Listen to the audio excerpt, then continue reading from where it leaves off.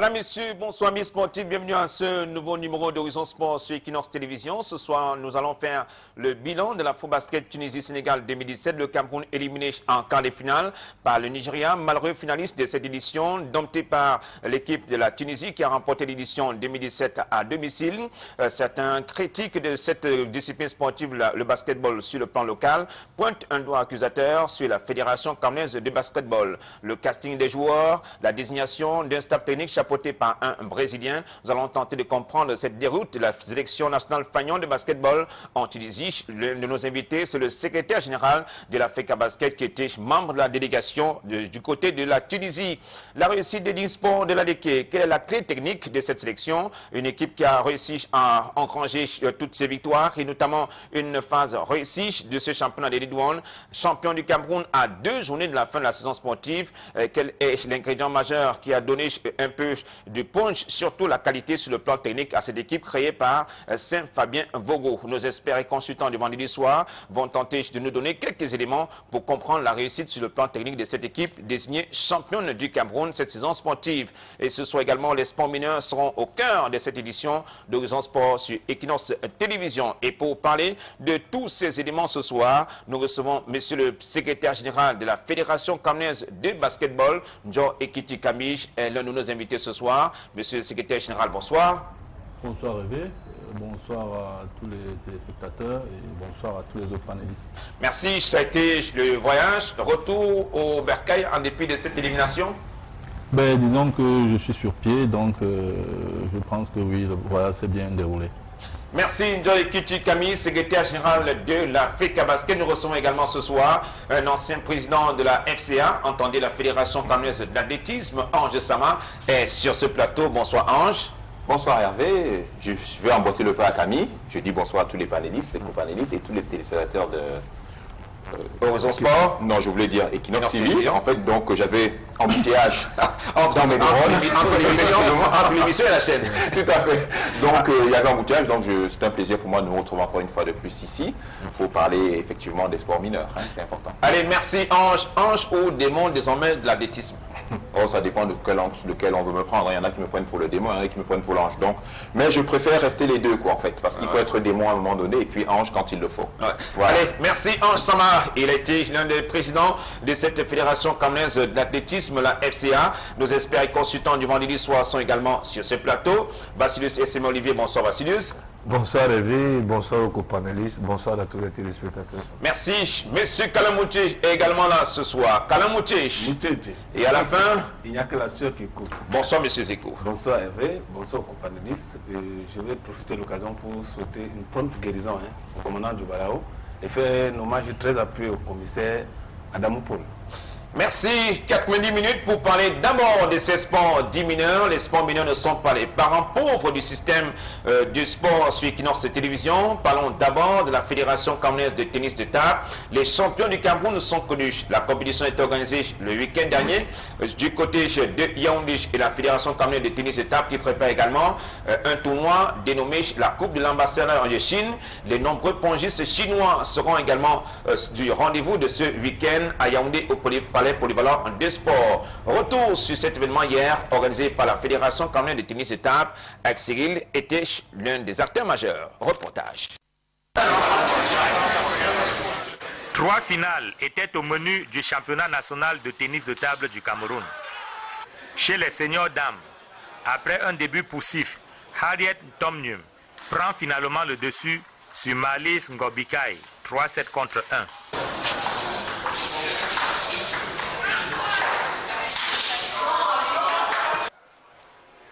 Chez les vétérans, Léopold Ngamaleu se montre très enthousiaste et déterminé face à Raoul Mafo. Les faits lui donnent raison, puisqu'il remporte la partie 3-7 contre 1. Le plat de résistance de ce championnat national, c'est la finale senior monsieur. Nior Direct de Boya est opposé à Prosper Ndikoum de Yaoundé. La partie très enlevée se joue au meilleur des 7-7.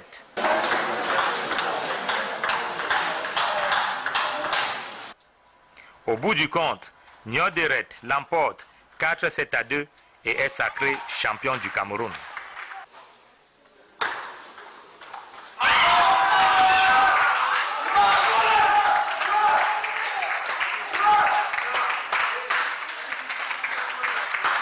J'ai gardé la confiance. Oui, j'ai gardé la confiance, le moral. Je savais que c'était très important pour moi et j'ai continué à bagarrer. Maintenant, je ne peux pas apprécier ça. C'est énorme parce que j'ai beaucoup travaillé pour ça. Toute ma vie, j'ai rêvé d'être champion du Cameroun. Bon, c'est énorme. 62 pongistes au total ont pris part au championnat national de tennis de table du Cameroun. Un tournoi d'une qualité technique élevée. Nous avons pu assister à de très beaux matchs, notamment chez les seniors. Ça devient une habitude. Chez les vétérans également, c'était une très bonne finale. Un peu moins chez les dames, là ce n'est pas une surprise. Et des jeunes minimes qui nous ont laissé également une bonne impression en ce qui concerne l'avenir du tennis de table au Cameroun. En plus des trophées, les champions du Cameroun de tennis de table reçoivent une dotation en équipement sportif. Les champions sont connus. Pour autant, la saison n'est pas terminée à la Fédération camerounaise de tennis de table. Reste à organiser le top 16, le Grand Prix Sonara et la Coupe de l'ambassadeur de Chine. Et cette Coupe de l'ambassadeur de Chine se déroule ce week-end, samedi et dimanche, au Palais polyvalent des sports de Yaoundé-Ouarda. Le tennis de table, des disciplines très peu courues au Cameroun, en Chama. Mais aujourd'hui, on a des acteurs, des compétiteurs passionnés, comme ce jeune Derek, qui rêvait de cette position de champion du Cameroun. Et aujourd'hui, il est très heureux. Oui, tout à fait. Il faudrait dire déjà qu'on a de nombreux sportifs, de nombreux Camerounais qui sont des sportifs passionnés de toutes les disciplines.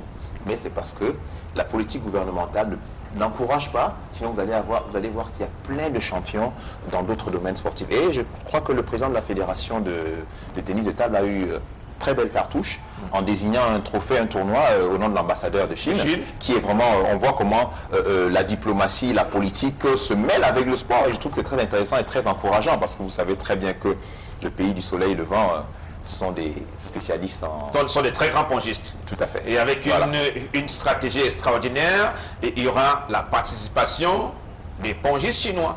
Voilà, donc ça va contribuer davantage à relever le niveau de la compétition. C'est énorme, ça c'est vraiment un coup de publicité, si je dirais, un coup de promotion pour cette discipline, hein, qui va faire en sorte que plus de Camerounais seront intéressés par cette affaire, d'autant plus que vous savez donc la Chine est tout comme un certain pays africain dans une voie de conquête en fait, hein, une conquête dans tous les domaines, que ce soit le sport, l'économie, la culture, etc.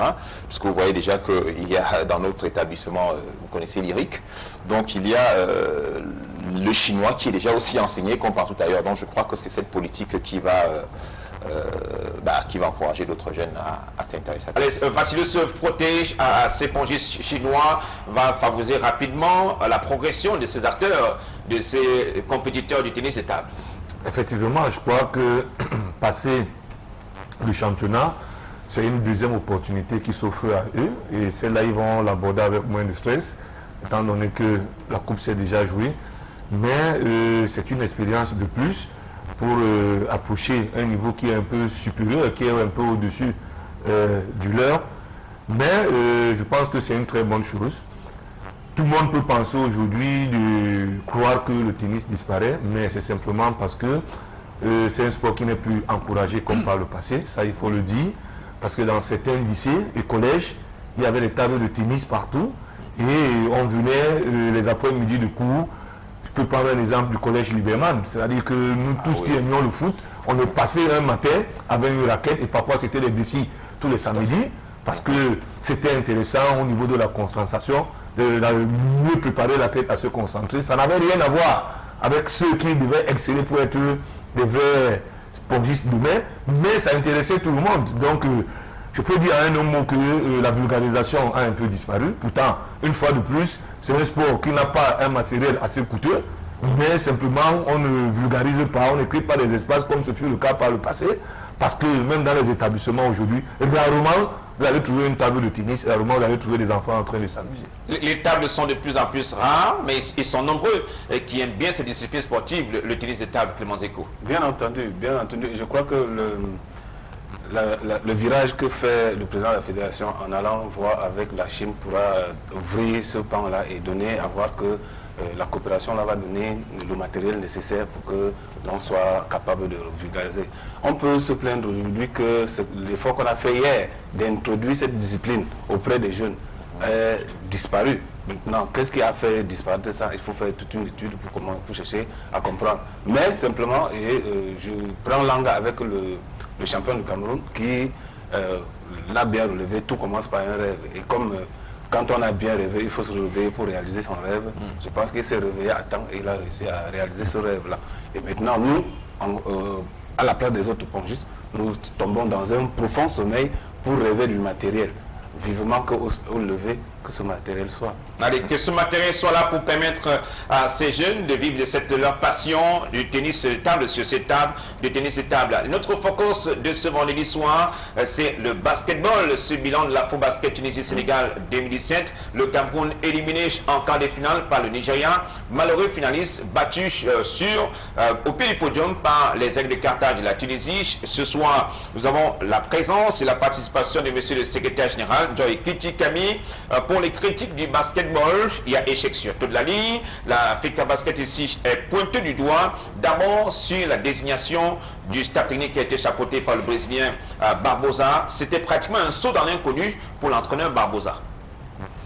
Un saut dans l'inconnu, je pense que c'est vous qui le dites. Barbosa, c'est un entraîneur de près d'une quarantaine d'années qui a à son actif 3 Jeux olympiques et près de 6 championnats du monde avec les sélection nationale brésilienne, que ce soit les dames, où il était encore en plein mois d'août, il était encore à la Copa América féminine, ou que ce soit les messieurs. Bon, pour dire que le sport au niveau international se croise pratiquement, il n'est pas question de savoir d'abord comment est-ce que la discipline se pratique dans tel continent pour pouvoir y prester. Donc Barbosa, pour nous, c'était pas un saut dans l'inconnu, c'est un entraîneur chevronné de haut niveau et donc... un saut dans l'inconnu pour nous d'ailleurs, ça en est bien sorti. Qui n'a pas bien vécu l'environnement. Il y a eu quelques atermoiements dans la domination d'un entraîneur suite à l'hésitation de Lazare Adigono qui était présenté pour diriger cette équipe à la FOBASKET. Je ne sais pas pourquoi vous dites hésitation. Adigono, c'est l'entraîneur national en chef de la sélection nationale masculine du Cameroun. Qu'est-ce qui s'est passé pour le cas de Lazare Adigono? J'en viens, sauf que les sous-contrats avec le Atletico, nos entraîneurs sont nommés au Cameroun mais ne sont pas payés au quotidien. Adigono n'est donc pas un fonctionnaire. Il vit en Angola, il est payé par le Petro Atletico de Luanda.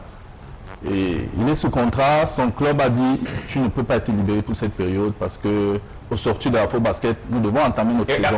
Entraîneur national du Cameroun, Lazare Adigono. Malheureusement, oui, c'est le cas. Nous sommes désolés pour cela. La FICA Basket a été incapable nous avons tout essayé. Malheureusement, la libération de son entraîneur national. Non, je voudrais vous dire qu'on a tout essayé.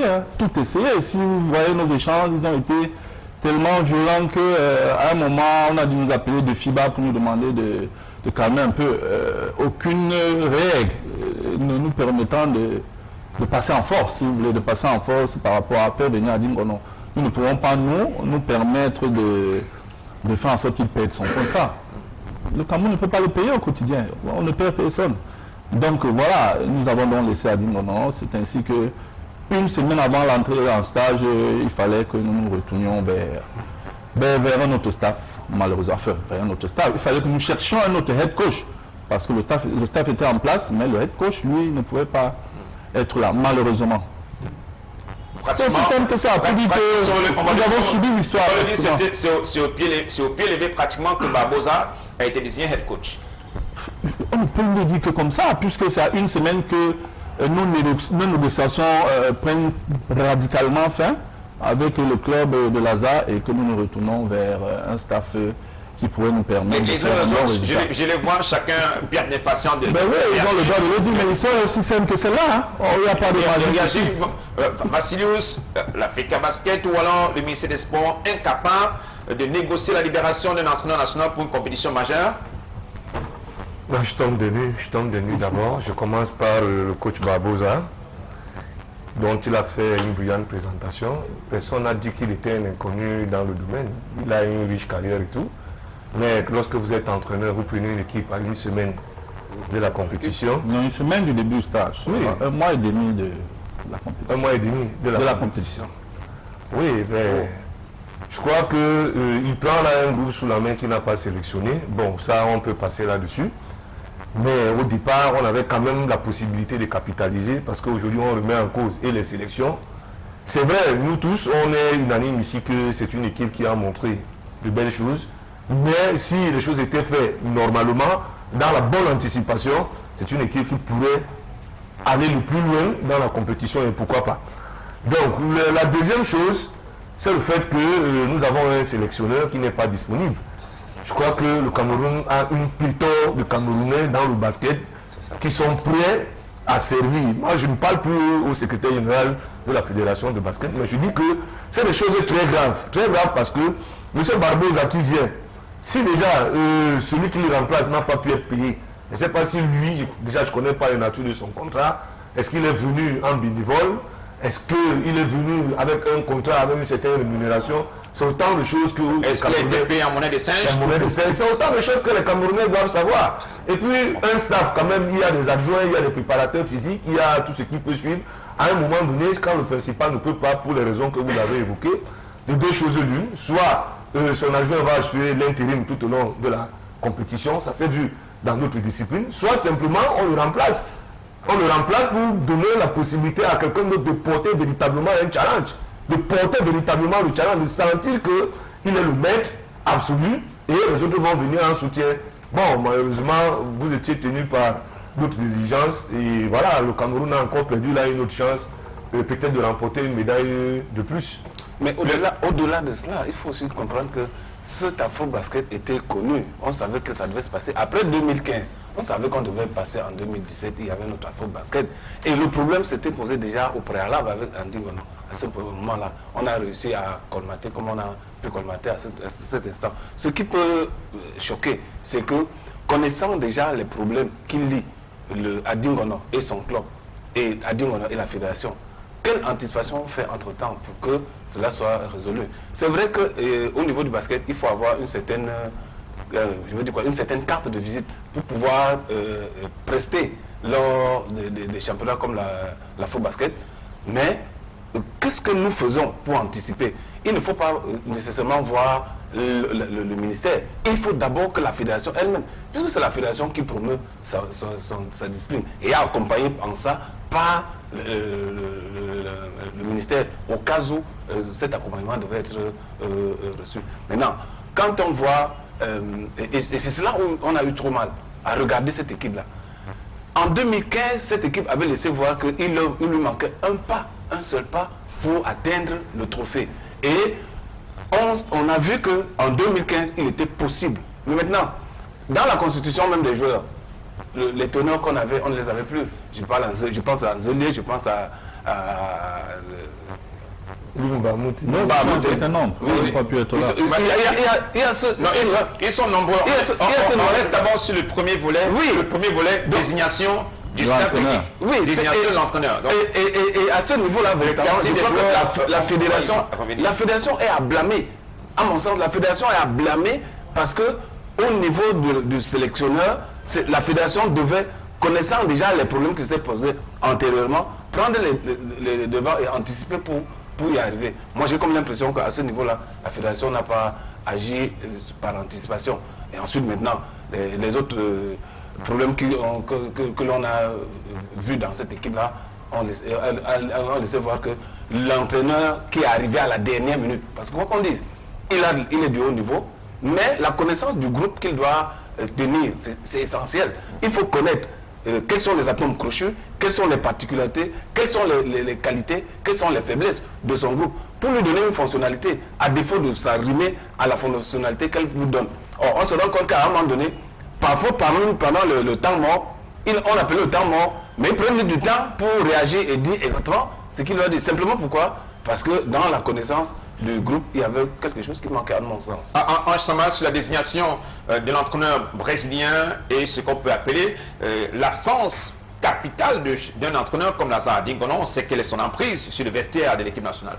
En fait, moi, ce qui me surprend peut-être beaucoup de Camerounais, c'est vrai que je suis dans le milieu du sport, mais je ne comprends pas le mot de désignation, en fait, du head coach, tu vois. Vous voyez ce que je veux dire? C'est parce que là, on a, j'ai jamais vu, hein, c'est la première fois que j'entends ça, parce que moi, en athlétisme, nous avons eu des problèmes parce qu'on a des personnel coachs qui sont à l'extérieur mais qui ne peuvent pas, quand il s'agit d'un déplacement de l'équipe nationale, rester à l'extérieur. On ne peut pas, il faut absolument qu'ils soient sur le terroir. Alors moi, je ne sais pas quel est le mode de sélection, de désignation de l'entraîneur. Donc, comme Vadis disait tout à l'heure, il n'est pas en place, il y a. Qu'est-ce qu'on fait pour pallier à cela? Et maintenant, on ne peut pas dire qu'on va forcément blâmer la fédération. Parce que ce que je voulais savoir, est-ce que la fédération a les mains libres aussi pour désigner et nommer son entraîneur? C'est la question que je voulais savoir. Est-ce que le ministère a un mot à dire dessus? Comment ça se passe? Donc honnêtement, sur ce point de vue, j'en sais pas trop. Peut-être que Camille, qui est le secrétaire général, nous dira. Mais je pense qu'il y a quand même un problème qui se pose. Effectivement, c'est pour ça qu'on a vu qu'il y a un entraîneur qui arrive à une semaine de la période de stage préparatoire. Il ne connaît pas les mécanismes des joueurs, il ne connaît pas leur fonctionnement, leur mentalité. Et effectivement, je dirais qu'il est entré, comme Hervé disait, dans l'inconnu. Parce qu'il ne sait vraiment pas comment les gars réfléchissent, quelles sont les influences qu'ils peuvent avoir sur les jeunes, et même les influences hors joueurs, du staff administratif, du staff politique, etc. Donc il y a tout cet environnement qu'on devrait pouvoir savoir. Donc je crois que ça peut aussi nous faire... et puis en 2015, on nous a fait rêver, comme on nous a fait rêver en 2017, c'est vrai, en janvier 2017, c'est vrai qu'on parle de club de sport mineur, mais on a quand même rêvé à un moment donné. Après, on a l'impression que c'est le Cameroun. Nous n'avons pas de constance dans ce que nous faisons en fait. Il n'y a pas de volonté de pérennisation des choses. On veut arriver, on veut tout saquer, on veut tout détruire pour imprimer une nouvelle marque. Attention. À quel niveau exactement, Njoy Kichikami, monsieur le secrétaire général de l'Africa Basket, il y a eu échec dans la négociation avec le club angolais de Lazare Dingonon? Les prétentions sur le plan pécunier, ou alors tout simplement il y avait d'autres exigences? Non, disons que j'ai envie de dire que nous n'avons pas bien compris pourquoi est-ce que le club ne voulait pas le libérer. Peut-être y a-t-il déjà un antécédent entre l'entraîneur et son club, mais toujours est-il que nous faisons des convocations que nous envoyons à nos joueurs, en bonne et due forme, et à l'entraîneur. En respectant les délais? Bien entendu, bien sûr. Et à notre entraîneur, parce qu'il est à l'extérieur, il ne vit pas au Cameroun, il est sous contrat quelque part. Bien entendu, nous lui envoyons aussi une convocation et une demande d'autorisation d'absence à son club, parce qu'il ne nous appartient pas, bien qu'étant l'entraîneur du Cameroun. Ça a l'air un peu bizarre, mais c'est le cas. Oui, mais ça pose un autre problème. Le Cameroun même des entraîneurs qui ne payent pas, on ne paye qu'au foot. Oui, mais demandez à tous les autres, malheureusement, dans les autres disciplines, c'est des fonctionnaires. Mais nous avons bien voulu faire deuxième Lazare à Dingonon, parce que ça c'est le choix de la fédération. Tout à fait. La fédération propose, le ministère intérim. Bon voilà. Sauf des petits papillages, mais la plupart du cas, le ministère intérim cette nomination-là. Donc c'est le choix du Cameroun. Jusqu'ici, l'Africa Basket ne mène pas une démarche pour donner un contrat d'entraîneur-sélectionneur à son coach qui est Lazare Dingonon. À vrai dire, la fédération n'a pas de moyens. L'Africa Basket n'a pas de moyens pour pouvoir subvenir à ce type de besoins au quotidien. Ce n'est pas possible pour l'instant, malheureusement. Et donc, je disais, le problème avec Lazare Dingonon, c'est au moment où il doit venir. Quand on commence les échanges sur le routine de billets d'avion, qui nous dit qu'il y a un problème avec le club, qu'on ne pouvait pas le libérer. Vraiment, ça, c'est 10 jours avant le début du stage que les problèmes commencent. Pour nous, on est tranquille, le coach a fait son travail, il a un plan de travail déposé au ministère des Sports, il a des joueurs qu'il a convoqués, parce que c'est lui qui convoque le joueur, son staff technique.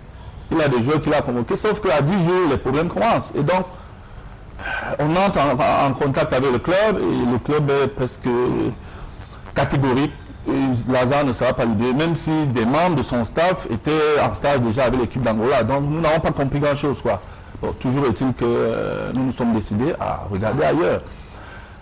Maintenant, pourquoi est-ce que les adjoints n'auraient pas dû... Le staff a été concocté de telle sorte que les adjoints, enfin les assistants, qui puissent aider le coach à faire son travail. Mais pour nous, ce n'est pas des head coach. Parce que dire que l'assistant doit monter, nous avons réfléchi, nous avons pensé que l'assistant ne pouvait pas faire le job à plein temps.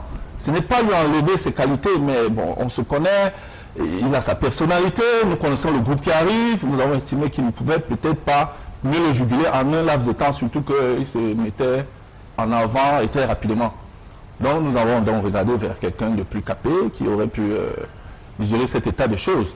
Maintenant, ça s'est bien passé ou pas. Nous pensons à l'heure actuelle, compte tenu de ce que nous avons vu de cette équipe-là, parce que vous voyez le résultat qui a été fait, mais cette équipe part de... On vous a dit, ils sont nombreux, plus qu'une équipe qui sont à l'extérieur, qui n'ont pas pu faire cet affront. Donc, personne ne les attendait à ce niveau, mais au regard de ce que nous avons vu pendant la préparation, nous pensons qu'ils ont fait du mieux qu'ils pouvaient. Même si on aurait pu passer le cap des quarts de finale, mais bon, je crois que vous avez eu le match, nous sommes tombés sur une équipe ce jour-là. Enfin, un gros morceau, oui, sur le papier, mais compte tenu de ce que nous avons vu pendant la compétition, avant le match contre le Nigeria, nous devrions plus battre le Nigeria. Le Nigeria était toute une autre équipe contre le Cameroun. Le Nigeria était en état de grâce, on va le dire comme ça. Oui. La preuve, ils n'ont pas pu faire le même type de match après le Cameroun. Allez, certains sont allés plus loin, ils voyaient même un complot de l'Angola qui voulait priver le Cameroun de son coach Lazare Digono, qui a un discours fédérateur, et qui a de la verve, qui sait comment galvaniser ses troupes et autres, mais ayant le sentiment que l'Africa Basket n'a pas eu véritablement le temps d'anticiper dans la libération de son coach.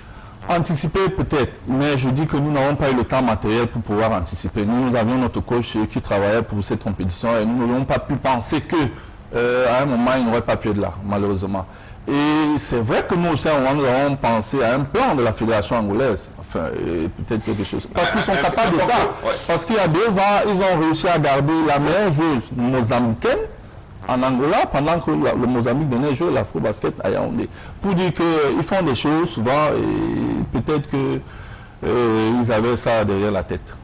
Alexis, l'absence des cracks camerounais de la NBA, l'un des leaders, Ligma Mouté, et des jeunes comme Siakam, l'Africa Basket n'a pas réussi à forcer la main à ces jeunes, ou alors ici, les prétentions étaient au-dessus de ce que l'Africa Basket attendait.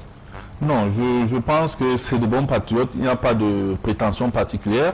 Pour les 2 plus jeunes, Embiid est blessé jusqu'à présent, il va reprendre d'ici quelques jours, il ne sera toujours pas de la partie pour son équipe. Siakam nous a dit depuis le mois de mars, quand la campagne Afro-Basket se mettait en place, avant les qualifications, qu'il ne pourrait pas être là cet été, parce qu'il devait se battre pour trouver une place dans son équipe. Vous savez, là, au Toronto Raptors n'a déjà pas eu un bon temps de jeu la saison dernière. Il pensait pouvoir faire des camps d'été pour pouvoir progresser. Ça, il nous l'a dit à temps.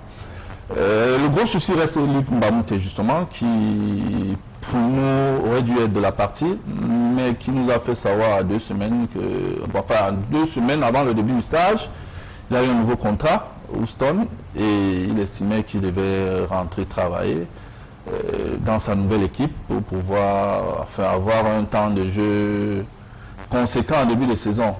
Donc voilà pour le cas des joueurs de NBA sur lesquels nous comptons toujours. Maintenant, il y a plusieurs autres joueurs professionnels en Europe. Jérémy Zoli, qui a complètement tourné le dos à la section. Bon, complètement, j'ai envie de dire non, parce que jusqu'en juillet, il était là, mais lui aussi, il a fait savoir en juin, quand il y avait les atermoiements entre Brazzaville qui va accueillir Angola et ainsi de suite. Lorsque l'Afro-Basket a changé de date d'août à septembre, Jérémy nous a fait savoir tout de suite qu'il ne pourrait pas prendre part à l'Afro-Basket. Parce que, voyez-vous, sa saison a commencé mardi, il jouait la Super Coupe. Pour dire qu'il avait une idée de son calendrier, il savait que son club ne pourrait jamais le libérer pour pouvoir faire l'Afro et rentrer tout de suite en club, entamer la campagne africaine. Et contre ces joueurs-là, j'ai envie de dire que nous n'avons pas voulu opposer le règlement FIBA qui peut permettre que ces joueurs soient suspendus et même des sanctions pécuniaires pour le club. Tant que c'est le joueur qui vient nous faire savoir, à un moment, nous avons été impuissants et nous avons laissé le joueur à la disposition de son équipe. Un peu de laxisme de la part de l'Africa Basket? C'est pas du laxisme. Je pense que nous sommes concrets. Au lieu de faire le forcing là, qui pète son contrat et qui ne vient même pas, ou alors qui vient entraînant la patte, il vaut mieux le laisser. Et par exemple, il a garanti pouvoir être là en novembre, c'est-à-dire dans 1 mois et demi pour les qualifs de la Coupe du Monde. Donc il y a ce genre de deal-là que nous avons fait avec ces joueurs-là qui nous permettaient d'aller faire l'Afro qui lui n'était pas qualificatif pour quoi que ce soit. Cet Afro 2017 n'est qualificatif ni pour les Jeux Olympiques ni pour le championnat du monde. Donc il valait mieux pour nous capitaliser pour novembre. Je voulais juste vous dire que tout à l'heure je parlais des rapports, l'intervention peut-être du ministère des Sports et tout ça.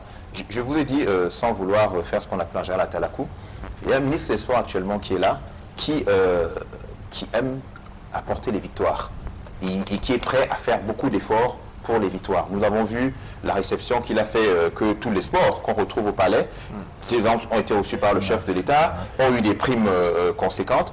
Je pense que par moment, quand on atteint ce niveau de la compétition, ça c'est pour la fédération aussi, il faudrait que peut-être que nous, les dirigeants sportifs, on évite maintenant de se comporter de manière mandarinale. Ça veut dire que nous avons notre ministère des Sports.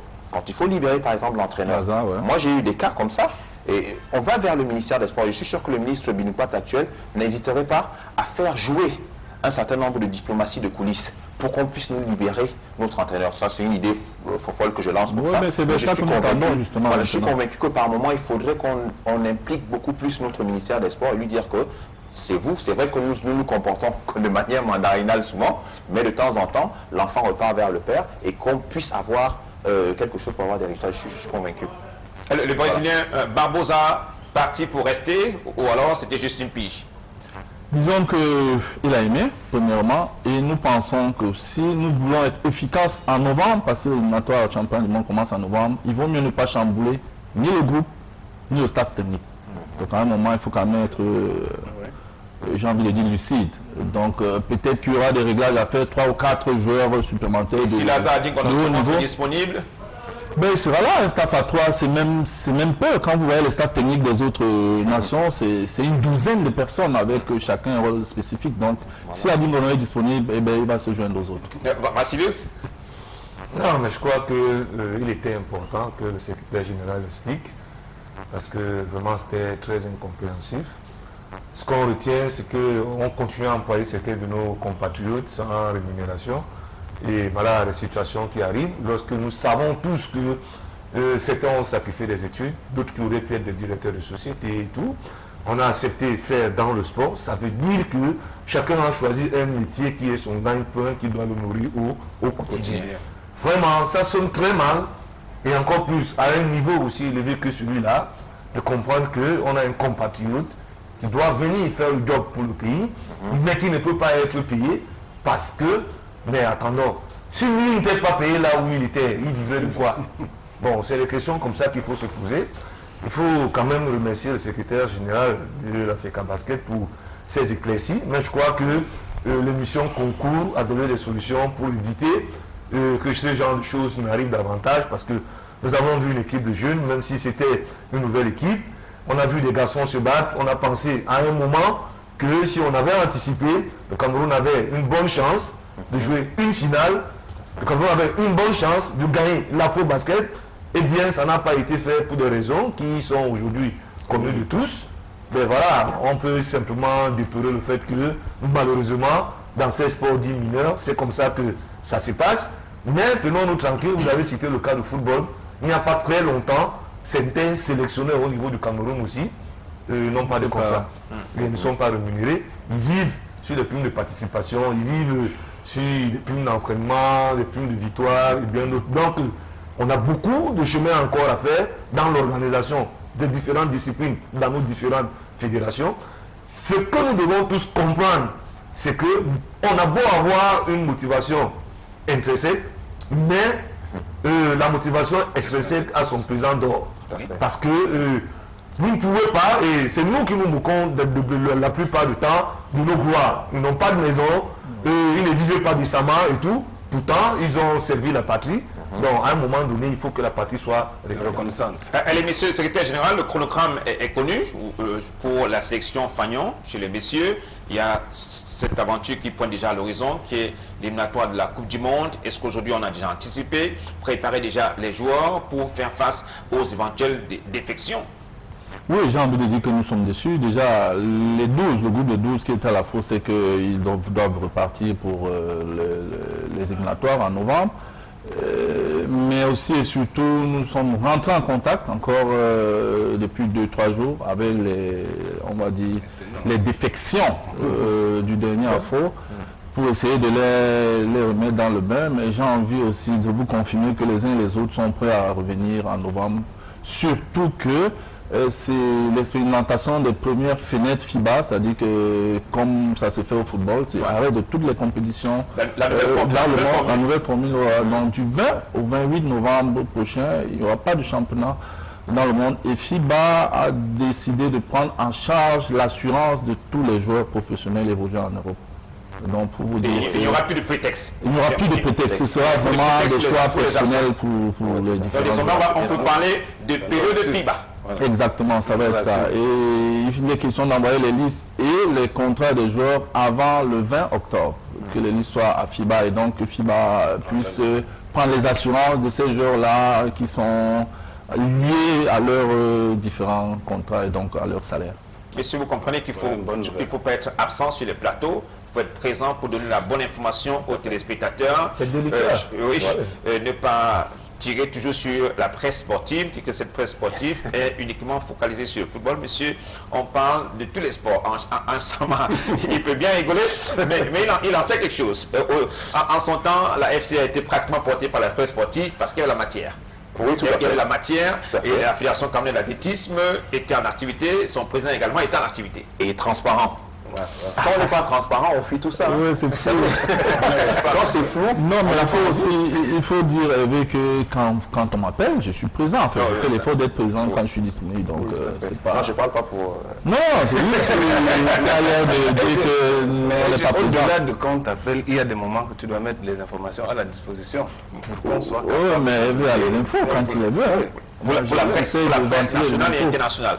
Allez, restons dans le giron des 16 sports dominants pour parler du handball. La clôture de la saison sportive, c'est ce samedi au complexe La Concorde. Il y aura un classico chez les messieurs. Un classico très attendu par les nombreux fans du handball camerounais. Ce classico qui va mettre aux prises Minuche de Yaoundé à FAP de Yaoundé. C'est un véritable classico du handball local. Et chez les dames, la nouvelle... on va dire, c'est l'équipe qui monte en puissance, c'est Dynamique de Bokito.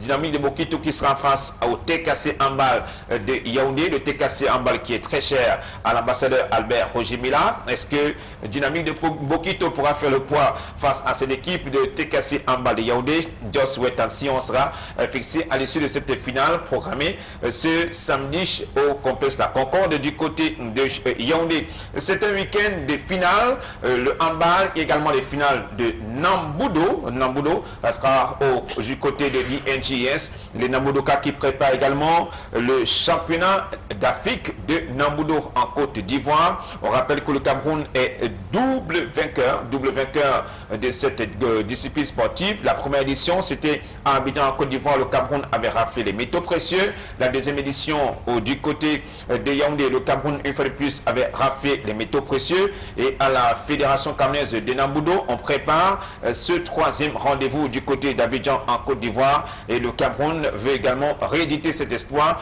de remporter ces médailles. Donc bonne chance à tous ces athlètes qui seront sur les tatamis demain à DNJS du côté de Yaoundé. Il y avait d'autres finales, cette fois-ci sur le plan local, sur le plan régional. La Fédération camerounaise de danse sportive, surtout les athlètes les meilleurs de la danse sportive, étaient sur la piste de danse pour faire prévaloir leur qualité, surtout leur style et leur connaissance dans les différents mouvements. On va parler de la danse camerounaise formation, le hip-hop danse, DMS en formation, le popping, la danse standard, le breakdance solo, la danse latine, mixtape ido, danse moderne de société et couple, le breakdance, donc toutes les disciplines sportives de la Fédération camerounaise de danse sportive et assimilée. C'est un véritable festival de danse sportive le week-end dernier à la salle de fête de Kasmando à Bépanda, événement organisé par la Ligue régionale de danse sportive de la région du littoral. Les meilleurs de cette journée sont qualifiés pour la finale nationale annoncé pour le mois de septembre. Monsieur le Président, Foko Kamga Stéphane, qui s'illustre dans une belle séquence pour montrer un peu l'exemple aux différents acteurs de cette discipline sportive. À la fin de cette belle journée de festival de danse, notre reporter Raouta Moufoué a recueilli les propos du président régional Foko Kamga Stéphane. Nous l'écoutons.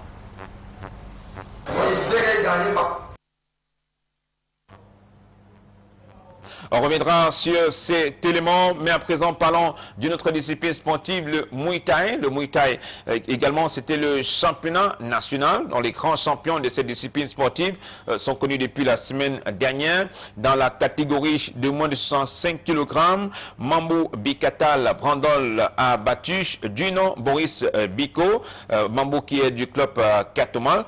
Ce championnat national s'est déroulé au club Big Five à Bonapriso, ici à Douala. Dans la catégorie de de moins de 70 kg, Liken Loga Dylan a été battu par Ebonge Martial de Grams Club. Dans la catégorie de moins de 75 kg, Tchekma Florent a battu Mobitan Dipoko. Tchekma qui est de Grams Club. Dans la catégorie de moins de 78 kg, Nkulu Ongono Florent Eric de K. Thomas a battu Defo Steve Mambou. Et il faut rappeler qu'à l'occasion, Nkulu Ongono Florent Eric a été désigné capitaine de l'équipe nationale de Muay Thai. Et dans la catégorie de plus de 78 kg, Mangwa Duc Lambert de Grams Club a battu Tanko Ulrich de Big Five Center.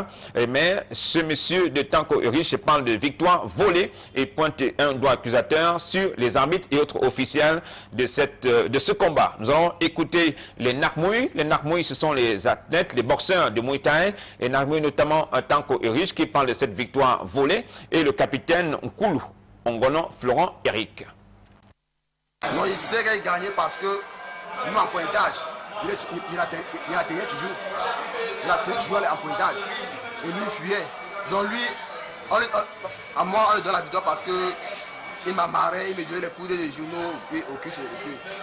Il ne sait pas quoi dire. C'est une victoire volée. On a volé ta victoire? Ils ont volé ma victoire. Vraiment, il ne mérite pas cette victoire. Là, c'était ma victoire. Dire un combat facile, oui, mais pas aussi facile.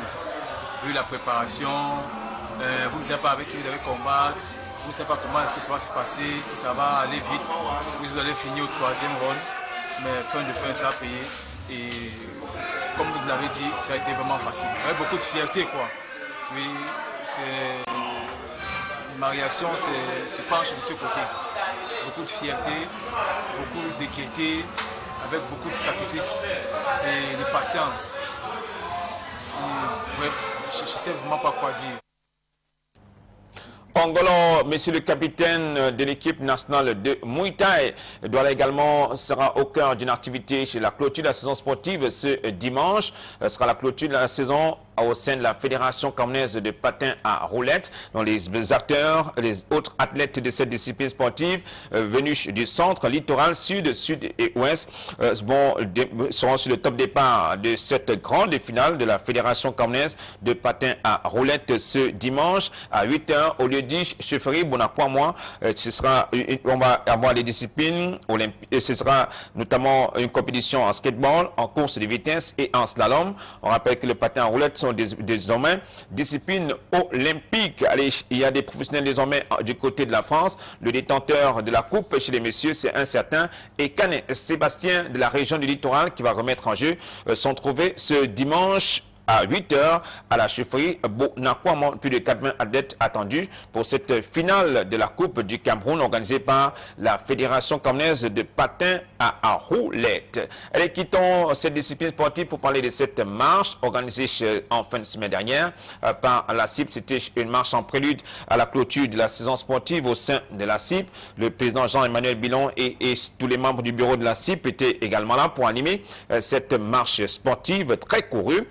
Tous les membres, mais également les anciens présidents, appelés désormais les sages au sein de la CIP, ont participé à cette marche dans les artères de la cité capitale économique Douala. À l'arrivée de cette marche, quelques acteurs et même les encadreurs sont livrés au micro de notre reporter. Nous allons également écouter l'un des encadreurs, Goyo Lyon, et le président de la CIP, Jean-Emmanuel Bilon. La marche a bien commencé et s'est bien terminée, malgré la pluie nous a laissé finir notre marche. Dans l'organisation a été très bien faite. Après cette marche, je me suis senti à l'aise. Je me suis senti vraiment avoir fait un bon sport ce matin. Une marche assez complète et bien courue parce que vous avez vu, il y avait de l'affluence. Ce n'est que juste milieu parce que la CIP est là pour animer. C'est une marche vraiment complète et bien réussie. Un peu fatigué, c'est pas très évident, 13 km quand même sur un rythme bien soutenu, mais l'essentiel est sauf. On a très bien marché. Après, la grande famille ACIP s'est à nouveau retrouvée. Un président heureux pour notre première marche sportive de l'année 2017. C'est une satisfaction. Nous avons eu entre 450 et 500 participants. Nous avons démarré la marche à 7 h et nous l'avons terminée à 9 h 30 sans incident. une très bonne sécurité, une assistance médicale et puis la motivation de tous les membres de la CIP. Ce n'est qu'un sentiment de satisfaction, bien sûr. Le rythme des finales, clôture des saisons sportives également à la FECASNO, la Fédération camerounaise de sport nautique, ce samedi sur le plan d'eau du Vaury. Il y aura des compétitions en aviron, canoë-kayak et bien sûr la course de pirogue. Les meilleures pirogues sont également en compétition pour cette clôture de la saison sportive de la FECASNO, la Fédération camerounaise de sport nautique. C'est ce samedi à partir de 11 h sur le plan d'eau du Vaury. Pour boucler cette première partie réservée au sport dits mineurs, en Gesama, après cette belle sortie, réception offerte par le couple présidentiel aux médailles d'or de Bakou et des Jeux de la francophonie, est-ce que vous avez l'impression qu'il y a une prise de conscience de ces présidents des petites fédérations, entre guillemets? Moi, je dirais plutôt qu'il y a une volonté du ministère des Sports de pouvoir booster ça. Bon, la prise de conscience des fédérations dites mineures, là, je pense qu'elle existe quand même depuis un certain temps dans certaines fédérations, mais je crois que là, ça a plutôt boosté les athlètes. Beaucoup d'athlètes ont été très contents de pouvoir non seulement saluer le chef de l'État, de deux, de recevoir cette prime, et de trois, c'est une reconnaissance un peu de la nation qu'on leur a faite. Donc maintenant, en espérant que cette action va être pérennisée dans le temps, dans la durée, etc., ce qui motivera encore davantage et les présidents et les sportifs. Malgré ce plateau en or pour les médailles d'or et autres médailles d'argent de Bakou et d'Abidjan, on a vu dans quelles conditions s'est préparé Arsène Foucault, qui a participé à la Coupe du Monde, au championnat du monde de boxe en Hambourg la semaine dernière. Oui, donc effectivement, donc, comme je disais tout à l'heure, tantôt, il y a encore ces tares, mais il faudrait aussi qu'il y ait une volonté de foncer, une volonté de bousculer. Et puis, comme je le dis, on fait tac, comme si on parlait d'une génération spontanée, une action spontanée, après elle disparaît. Donc il faudrait qu'on puisse continuer, mettre l'accent, mettre la pression, et que les différents responsables de fédération soient de plus en plus responsables, qu'ils soient d'abord à un départ donnés eux-mêmes passionnés, intéressés par la discipline. Mais quand vous prenez des gens qui ne sont pas du tout intéressés par la discipline et qui viennent dans les fédérations se servir des fédérations comme des tremplins pour autre chose, ça devient un peu plus compliqué. Donc la fédération va à volo pour certaines fédérations. Donc je pense que pour ma part... Certains présidents qui ont deux événements en une saison sportive, l'ouverture et la clôture de la saison. Voilà, donc on devrait effectivement, c'est ce genre de président qu'on devrait bannir honnêtement, et c'est très embêtant. Et moi, ça m'embête de parler comme ça en ces termes pour certains présidents, pour certaines fédérations. Mais il faut que la réalité soit ainsi, sinon la seule dent qui a carrié, une dent carriée va carrier toutes les autres. Ceux qui se focalisent uniquement sur des compétitions dites de souveraineté, attendent uniquement l'ascension du Mont Cameroun, des événements majeurs, mais à côté, il n'y a aucune initiative privée pour faire vivre les disciplines sportives. Ça dépend des fédérations. Maintenant, je ne vais pas trop m'étaler dessus. Donc, chaque président sait comment il s'organise dans son domaine. Donc, je ne saurais honnêtement, en toute honnêteté, m'avancer. J'ai dit un peu ce que je pensais d'une manière globale, mais maintenant, entrer dans les fédérations qui attendent effectivement un seul événement ou deux événements, début de saison, fin de saison, parce qu'effectivement, en ce moment, le ministère des Sports est en train de faire tout le nettoyage un peu. On est obligé, les fédérations sont obligées de remettre des rapports, ce qui veut donc dire que des rapports d'activité, et même les ligues, parce que tout part des démembrements des fédérations au niveau des ligues de département, ligues régionales. Donc il faudrait que ces ligues puissent avoir organiser des événements pour qu'elles puissent être éligibles à une quelconque élection pour aller tenter de désigner le futur président d'une fédération. Donc je pense que tout ce que le ministère est en train de mettre en ce moment en place va servir un peu à rebooster, à relancer le... Depuis quelques années, il y a un classement qui est établi. Il y a un classement qui est établi, mais jusqu'ici, les mauvais élèves n'ont véritablement pas été sanctionnés, Clément Zeko. Oui, ils n'ont pas été sanctionnés, mais je pense a révélé la saison dernière le classement, on avait classé des fédérations. Oui, j'ose croire qu'en sanctionnant cette année, donc les fédérations qui seront appelées lors des récompenses à serrer la main au chef de l'État, en les mettant carrément de côté, parce que n'ayant pas fonctionné, ça doit déjà commencer à être un début de solution. Et ensuite, maintenant, il est dit dans les textes de la fédération, du ministère, que quand vous êtes une fédération, quand vous n'avez pas animé votre championnat ou bien votre activité, on vous retire l'agrément. Donc il faut finir par retirer les agréments à certaines fédérations pour les amener à comprendre que le tout n'est pas d'avoir un agrément et d'exister sur le papier comme étant une fédération. Le tout, c'est de mettre en activité, c'est le sport pour lequel on est une fédération. Donc, il faut véritablement que le ministère tienne la main ferme sur ces instructions-là et qu'il soit beaucoup plus regardant à partir de cet instant pour que les fédérations satellites là soient entièrement bannies. Et surtout aussi éviter un peu, parce que quand on dit organisation de compétition, des activités, il faut éviter des fédérations qui vont vous organiser une compétition, vous avez 2 tondus et 3 pelés qui sont là et on fait des images. Et moi j'ai vu des fédérations qui envoient des images grandiloquentes à la fédération internationale pour pouvoir avoir des subventions, pour dire que nous avons organisé ça, alors qu'il n'y avait que 3 pèlerins sur l'aire des jeux, sur la piste ou n'importe quoi. Donc il faut, dès que le ministère continue à faire ce travail de gendarme, de vraiment de pousser À côté, vous avez le silence complice de ces acteurs qui gravitent autour de ces disciplines sportives, autour de ces présidents véreux.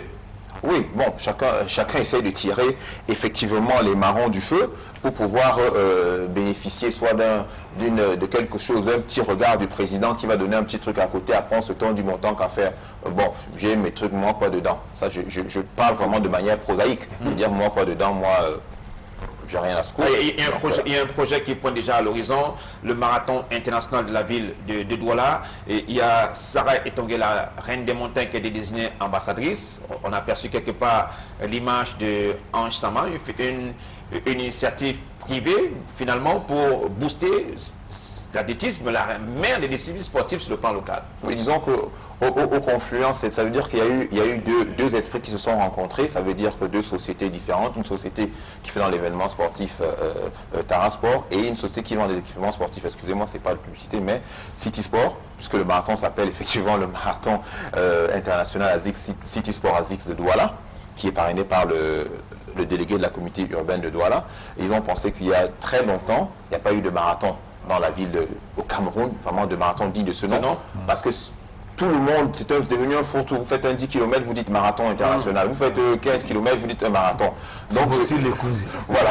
Donc, je crois que vous faites un cross-country, vous dites marathon.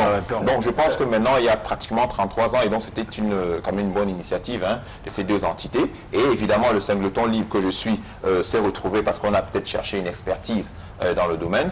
Donc, j'ai pas évidemment hésité à sauter sur l'occasion pour dire qu'au fait, si je peux apporter mon expertise pour qu'on puisse organiser cette affaire de la plus belle des manières, on va essayer. Donc tout est en train d'être mis sur pied, autant de du côté de ces 2 entreprises, autant du côté de la communauté urbaine et du côté de la Fédération camerounaise d'athlétisme, qui effectivement, ça fait partie des activités de la Fédération camerounaise. Donc tout à l'heure on parlait Ici, l'organisation ne défie pas la fédération. Non.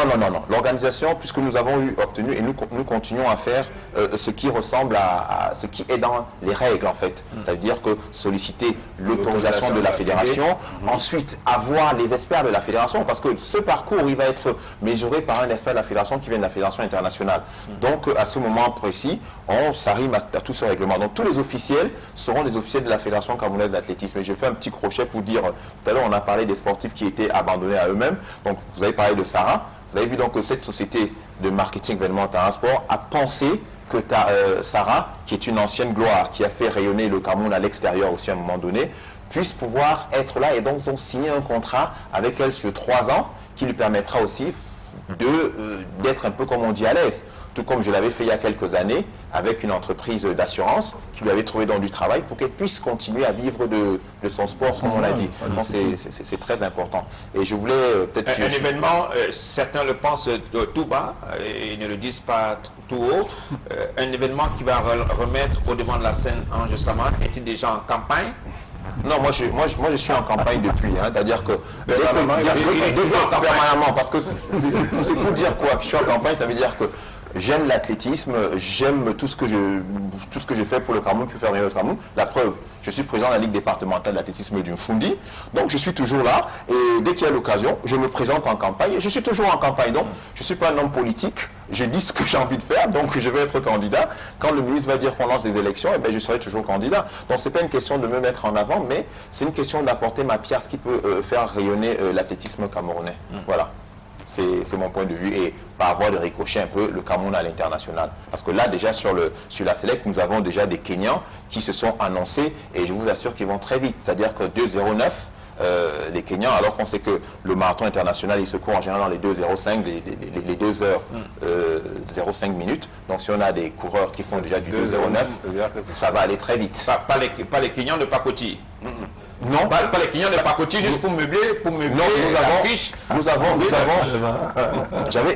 j'avais à une époque, quand j'étais président de la fédération, j'étais entré en rapport avec l'un des plus grands centres de formateurs de coureurs de fond. Ça s'appelle Eldoret au Kenya. Ce sont leurs athlètes normalement qui doivent arriver pour faire la compétition. Et il y a aussi un Éthiopien qui court en 2,12. Donc je pense que le défi va être, la course va être assez intéressante. Mais autour de cela, je veux dire à tout le monde qu'il n'y a pas seulement les professionnels. Hein. Il y a 3 catégories effectivement. Il y a les professionnels, ce qu'on appelle un peu les amateurs, et le tout venant, c'est-à-dire les enjailleurs comme les moi, comme ça, monsieur tout le monde, on se met au départ et c'est intéressant parce que c'est un moment de détente où tout le monde peut venir courir et puis c'est un moment pour que chacun puisse mettre en avant son challenge. Donc aujourd'hui, je finis pas le marathon, mais j'ai réussi à faire 10 km l'année prochaine parce qu'on le fera toujours l'année prochaine. L'année prochaine, je ferai 15 km et ainsi de suite, ça devient un challenge. Allez, permanent. Merci Ange Sama. Nous allons sortir de ce mini dossier sur les sports dits mineurs. On a fait le tour, annonçant bien sûr la clôture des saisons sportives et cet événement qui pointe déjà à l'horizon, qui est ce marathon international de la ville de Douala. Parlons à présent de l'organisation de la CAN, le football masculin, senior, messieurs. Cameroun 2019, arrêt majeur cette semaine. La visite du chantier est à les lieux. Une visite qui a été réalisée par l'ambassadeur de la Turquie au Cameroun. Notre reporter Kedia était sur le terrain. Voici le visage qu'affiche le complexe multisport de Japoma, à quelques mois de la CAN 2019. Des matériaux de construction éparses sur le sol. Des engins disposés, immobiles par endroits et en pleine action à d'autres. De la terre forée, entreposée ou fraîchement retournée, et des ouvriers qui vont et viennent, s'affairant autant qu'ils le peuvent dans la résolution des tâches qui leur ont été confiées. Dans un plan plus large, on peut apprécier l'impressionnant déploiement matériel sur le site.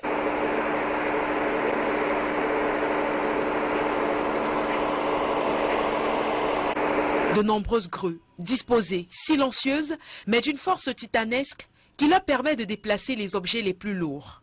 Lorsqu'on se rapproche un peu plus de ce qui sera le stade de football, on est d'abord frappé par tout cet amas de béton qui sort de terre. On a beau essayer de comprendre de quoi il est question, on n'y arrive pas tout seul. Ce n'est que bien plus tard que les ingénieurs nous feront comprendre qu'il s'agit en effet de la tribune Est du stade de 50 000 places. Le stade de football en lui-même est niché bien plus bas, dans cette espèce de vallée. Pas de gazon, aucune délimitation, juste de la terre et par endroits, du béton. Revenons à présent aux ouvriers qui se succèdent tous les jours sans interruption afin de respecter le deadline fixé à septembre 2018 pour la livraison du stade de 50 000 places et des 2 terrains d'entraînement de 1000 places chacun. Vêtus d'équipements de protection individuelle, ils subissent à longueur de journée le diktat des intempéries. C'est avec cette force qu'ils ont pu avancer de 20% dans la quantité de travail à effectuer. Ils seront 1350 au total, mais la petite centaine présente sur le site s'en donne à la tâche sans réchigner. Pour le reste des infrastructures, on nous fait savoir que le gymnase couvert de 2000 places, les 2 terrains de basket et de volley-ball, les 4 cours de tennis, la piscine olympique, le parking de 37 000 km² et autres seront livrés bien plus tard, c'est-à-dire au mois de mai 2019. Nous sommes en plein cœur de Japoma où vous pourrez juste regarder derrière nous les employés en train de travailler justement pour que ce complexe puisse naître de terre très bientôt. Nous sommes en présence et en compagnie bien sûr de l'ambassadeur de la Turquie au Cameroun qui est venu de lui-même apprécier l'état d'avancement des travaux. De part et d'autre, vous avez à la fois les agents de sécurité, les ouvriers et même les ingénieurs turcs qui sont à pied d'œuvre pour se rassurer que tout le travail soit fait. Nous sommes Mitterrand Dam et Kedziaha pour Equinox Télévision. Merci Akit pour ces images du chantier du stade de Japoma. Ça va pas de tortues, mais le stade commence à sortir des terres. Même si malheureusement on nous fait savoir que les stades annexes, c'est-à-dire ceux de volleyball, de basketball, seront livrés. Surtout le basketball, bien sûr, bien entendu, ça m'intéresse. Oui, ils seront livrés après le terrain de football. Mais ça veut dire qu'ils ne seront jamais livrés, c'est ça que ça veut dire. Parce que nous avons des expériences. Bipanda, il est là, on ne sait pas où est-ce qu'on en est. Il y a un gymnase à l'Omnisport, on ne sait pas où on en est. C'est pour dire qu'on livrera le terrain de foot et les autres, il faudra repasser après. Voilà, fait qu'un basket et les autres devaient davantage mettre la pression. Dommage. Pour qu'on puisse tenir. La pression, si on avait un événement, peut-être que oui. Maintenant, on va mettre la pression sur la base de quoi? La priorité pour nous tous, je pense aussi, c'est le terrain de foot, mais nous pensons qu'il aurait fallu embrasser le package, voilà, en même temps. Voilà, que les autres attendent, peut-être que ça ne viendra jamais. Ensemble, priorité pour le Cameroun, tenir son engagement, il faut livrer ses stades, respecter les deadlines. Je pense que le ministre des Sports a été clair. Il a dit dans une chaîne internationale que ce n'est pas un vœu du chef de l'État, ce sont des instructions. Donc je crois que quand le chef de l'État donne des instructions, nous devons courir.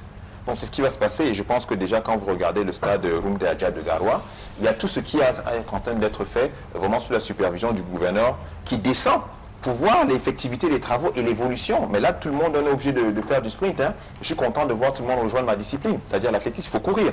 Donc là, maintenant, le Big Boss a donné des instructions, et je crois qu'on va devoir les appliquer. Sinon, en fait... il faut courir, mais éviter les chutes. Oui, sans faire de la précipitation. Tout à fait. Donc je pense que, mais de manière plus sérieuse et tout ça, il s'agit quand même de l'image de notre pays qui est à l'extérieur. Et vous savez très bien que quand on parle de l'intérêt supérieur d'une nation, et le rayonnement d'un pays est un de ces trois piliers. Donc évidemment que nous soyons prêts pour la CAN au jour J dit et aux conditions dites. Voilà, le jour dit et les conditions dites, et je crois que ce sera bien pour le Cameroun. À l'appréciation de ces images, Clément Zeko Vassilius, il y a espoir que le Cameroun va tenir cet engagement? Oui, il y a espoir. Nous avons, on nous a dit dans le premier reportage ici que les fondations devaient être prêtes en fin octobre. Nous sommes pratiquement fin septembre et à la lueur où vont les choses. Parce que la dernière fois, tout ce qui était là n'était pas apparent. Donc ça veut dire quand même que les choses évoluent. Et nous avions, pour ne pas rester dans les spéculations, dit que nous donnions un chèque en blanc par rapport à cette situation. Et je crois que je peux commencer à remplir le chèque parce que en voyant ce qui se passe là. Maintenant, est-ce que cette célérité-là sera maintenue? Est-ce que c'est pas parce qu'au départ, le président venait le dire, le chef d'État a dit, maintenant il a c'est une instruction.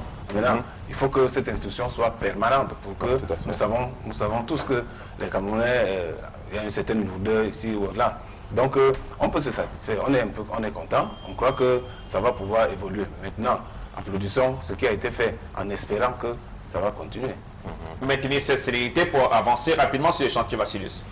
Oui, je pense que le tout était de commencer. Maintenant, il faut voir la constance de l'évolution, bien évidemment, pour pouvoir, une fois de plus, enlever le pessimisme ou le scepticisme qui, n'est-ce pas, tient encore certains Camerounais aujourd'hui. Je pense que ces deux attitudes qui sont véritablement fondées, qui sont animées par la peur de l'échec, qui sont animées par la peur de voir le Cameroun ne pas honorer, n'est-ce pas, ses engagements. Donc nous tous, on est là, on est convaincus, nous voulons cette CAN.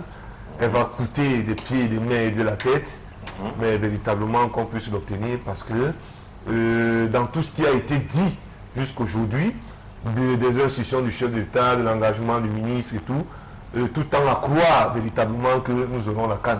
Eh bien, cheminons et attendons encore 3 ou 4 mois pour voir véritablement si les travaux évoluent. Allez, on attend, mais le dossier CAN 2019 sera l'un des sujets à l'ordre du jour de cette session du comité exécutif de la CAF qui va se dérouler ce week-end à Accra, au Ghana. Le président du comité de normalisation de l'Africa Foot, Maître Dieudonné Api, est à Accra, au Ghana. Il va sans doute défendre ce dossier. CAN Cameroun 2019. Une seule note sur le comité de normalisation, surtout Ange Sama, qui n'a pas encore donné son son avis sur la question depuis la nomination de ce comité de normalisation de la Fédération camerounaise de football. Justement, vous êtes acteur du sport camerounais. Aujourd'hui, le dialogue est complètement rompu entre les différentes parties de ce mouvement du ballon rond camerounais. Il y a le nouveau comité de normalisation. Est-ce qu'aujourd'hui, vous avez l'impression que ces nouveaux membres peuvent véritablement tenir dans cette bataille acharnée entre les différents acteurs du football camerounais?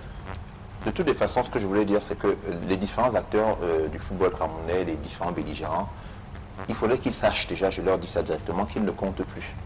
Actuellement, c'est seulement le Cameroun qui compte. Et c'est ce qui est important, parce que toutes les guéguerres qu'il y a eu au sein de la FECAFOOT ont sali, terni l'image du Cameroun à l'extérieur. Et c'est pour ça que j'en veux, moi, personnellement, à tous les acteurs du football camerounais. Il faudrait qu'ils sachent que si jamais ce nouveau comité de normalisation mis en place ne fonctionne pas, qu'ils s'attendent à ce que moi, je vais marcher avec les pancartes pour demander au chef de l'État de dissoudre la FECAFOOT.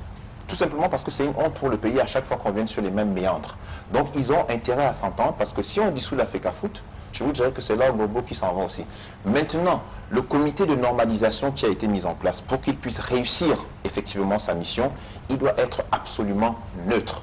Et pour être neutre, il faut neutraliser tout le monde. Ça veut dire que j'ai plein d'amis qui sont actuellement à la FECAFOOT.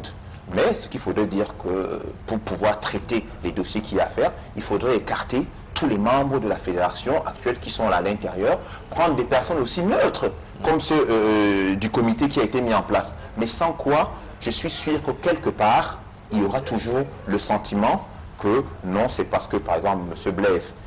Blaise Moussa qui est là, on va dire que c'est lui qui est encore le secrétaire général, qui reçoit les courriers, d'ailleurs le président, parce que je dis maintenant président, je ne dis plus normalisation, parce que c'est lui qui a les rênes de la fédération. Voilà, le président de la FECAFOOT maintenant a limité quelque part ses pouvoirs, et il faudrait qu'il étende ses pouvoirs partout. Sinon, nous allons retomber dans les mêmes travers entre les clubs fictifs qui vont exister, bloqués de l'autre côté. Non, il faudrait que ce soit des statuts qui permettent que les statuts, pardon, une loi qui permette, une normalisation qui permette que les statuts ne soient plus viciés et viciés. Parce que je crois que c'est ce vers quoi nous devons tendre. Et j'ai l'impression aussi que peut-être qu'avec la loi, l'Assemblée nationale qui va se réunir en novembre, peut-être qu'il y aura des modifications sur la loi de 2011. Parce que même dans nos fédérations, par exemple, la mienne, où nous avons des clubs fictifs que nous créons à tout bout de champ, à tout bout de carrefour. Donc à partir de ce moment-là, comment voulez-vous que si on se retrouve avec 50 clubs, parmi les rangs desquels on retrouve véritablement 10 clubs qui ont fonctionné toute l'Olympiade, et forcément, on ne partira pas. Et moi, j'espère qu'on va pouvoir déléguer, dire qu'à toutes les élections, il n'y a que 2 représentants de clubs qui puissent être là. Donc, les clubs vont se réunir en association, désigner leurs représentants qui vont venir d'eux, et puis c'est bon. Voilà. Donc, mais vraiment, il faudrait que le comité de normalisation soit neutre. Et neutraliser tout le monde. Et neutraliser tout le monde. Ça veut dire qu'il faut vraiment qu'on prenne même vous, là, on ne devrait même pas vous prendre là-dedans. On devait prendre des gars qu'on ne connaît vraiment pas du milieu, on leur dit, votre travail, c'est ça. Et vous êtes bloqué là-dessus et terminé. Personne ne voit le courrier qui arrive de l'I2AF, personne ne se rend compte de ce qui se passe. Exactement comme quand on est parti annoncer les membres du comité. On a vu le président Barlock qui disait que tout était sous pli fermé. Ils ont ouvert ça le jour de la conférence. Donc, si on peut arriver à ce stade-là, je pense que la FECAFOOT, on n'aura plus à avoir honte de ça. Mais auquel cas, si ça continue avec les tripatouillages, franchement, qu'on nous ferme ça et qu'on nous fasse monter nos disciplines à nous, il n'y a pas beaucoup de bruit sans mettre d'argent en intérieur. Vous croyez qu'il n'y a pas de bruit de vote à la FCA ou alors à la FECA Basket? Je vais vous dire quelque chose. À la FCA, il y a tout le monde sait, vous le savez, en 2008, comment les élections se sont passées, comment j'ai fait pour perdre. Tout le monde sait qu'il y a eu tripatouillage. J'aurais pu monter au créneau, mettre mes trucs, aller au tribunal. Mais j'estime pour moi que le sport reste un hobby. C'est-à-dire que c'est un loisir et donc je ne perdrai pas mon temps. Si les électeurs ont accepté et qu'à un moment donné, on a laissé les textes... C'était moi le président. J'aurais pu arrêter, j'ai vu les tricheries, mais bon, tant que ça reste un hobby, un loisir pour moi, je ne vois pas pourquoi je perdrais mon temps à aller au TAS, dépenser des millions pour dire que je vais porter plainte contre tel. Comité olympique, même chose. J'avais eu ce problème, mais je ne me vois pas en train de me pourvoir au TAS et perdre mon temps pour ça. Ça reste pour moi un sport, et si je veux faire mon argent, j'ai mes activités, j'ai été à l'école pour ça, ou bien je vais faire mes activités agricoles. Là, vous m'avez battu, je suis en train de faire le Bayam Selam. entre vendre acheter la tomate là-bas et la revendre. Donc pour moi, c'est aussi simple que ça. Je me déchirerai, je ne vais pas me déchirer toujours avec un regard sur la FCA.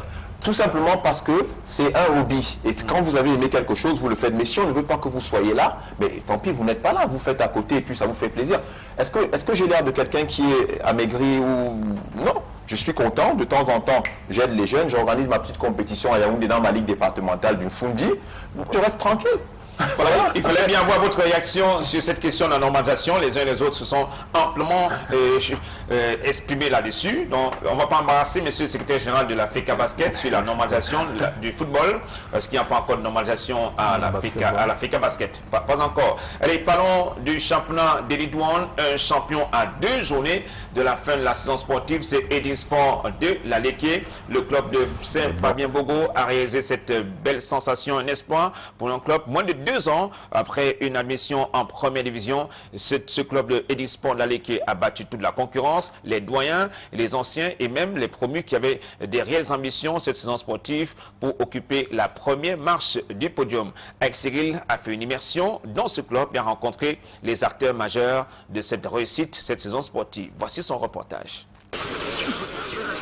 Lendemain de sacre à Edin Sport de la Léquier, le rythme a considérablement baissé d'intensité aux entraînements. Après le match de dimanche, nous étions à 47 matchs déjà joués et livrés par nos joueurs. Ce qui fait qu'il y a nécessairement certains qui doivent souffler, d'où l'importance de baisser en intensité. Aux âmes bien nées, la valeur n'atteint point le nombre des années. Edin Sport de la Léquier n'a pas eu besoin de plus de 2 ans en Elite One pour se hisser au sommet. Nous travaillons sur la stabilité et la continuité, et tout en respectant l'ordre et la discipline qui est le maître mot de toutes les réussites. On peut être un bon joueur, mais il y a encore un cap à franchir pour être grand joueur. Et ça, c'est au stade et en dehors du stade. Je crois que c'est là où se situe la différence. 2 minutes, récupération, et tirez-vous. 2 minutes. La rigueur observée au plan administratif a des répercussions sur le plan technique. Nous avons souvent été très critiques, très rigoureux dans nos choix. Souvenez-vous que moi-même, en tant qu'entraîneur principal, j'ai essuyé une suspension de 2 matchs parce qu'à un moment donné, lorsque nous avons senti que non, ça, ce n'était pas la voie escomptée, ce n'était pas la voie dans laquelle nous voulions nous mettre, il a fallu recadrer les choses. Edin Sport de la Léquier, c'est un effectif de 35 joueurs et une masse salariale de 4 millions de francs CFA par mois. Alors que la saison touche à sa fin, aucun arriéré de salaire n'est déploré. Financièrement, il essaie de se battre, il essaie de mettre ses joueurs à l'aise. C'est vrai qu'au Cameroun, ce n'est pas totalement ça, mais il se bat pour que nous soyons vraiment bien dans nos têtes psychologiquement et bien pour être à la hauteur des attentes. Ouais, on se sent à l'aise puisque le président se bat pour que nous ayons moelle haut, nous soyons bien dans la tête. Il n'y a pas de souci, il gère bien l'équipe et c'est ça qui a payé. Le titre de champion du Cameroun 2017 vient s'ajouter à beaucoup d'autres déjà engrangés, comme en témoignent ces trophées.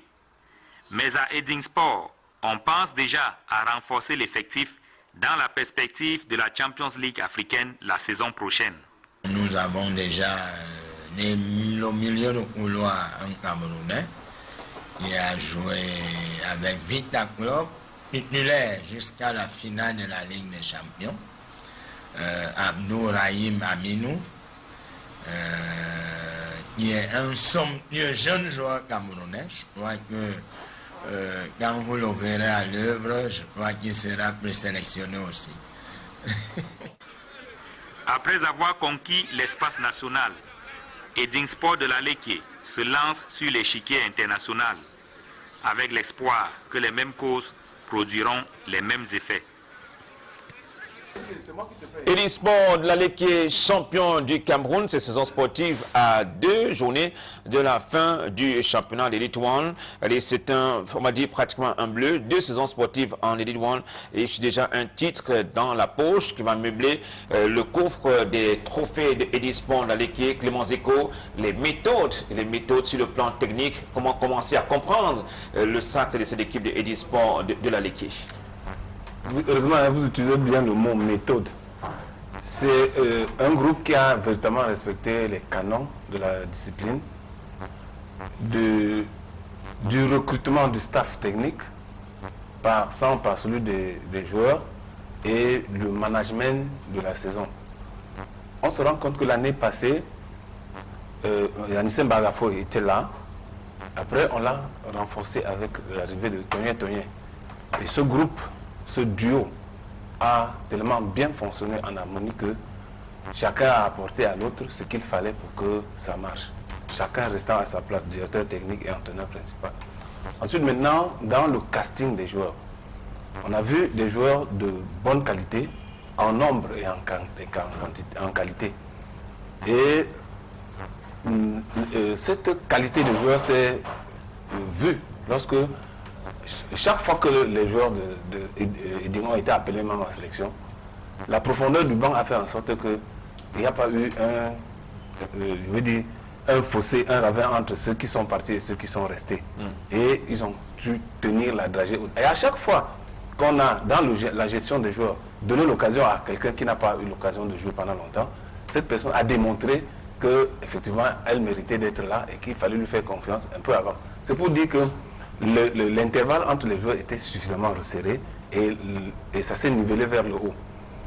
À côté de cet aspect technique, il faut voir le management de l'administration.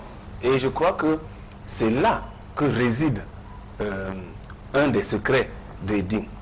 Ce secret aussi a failli être aperçu du côté du stade Renard de Mélon, mais à un moment donné, malheureusement, la dynamique s'est un peu coupée.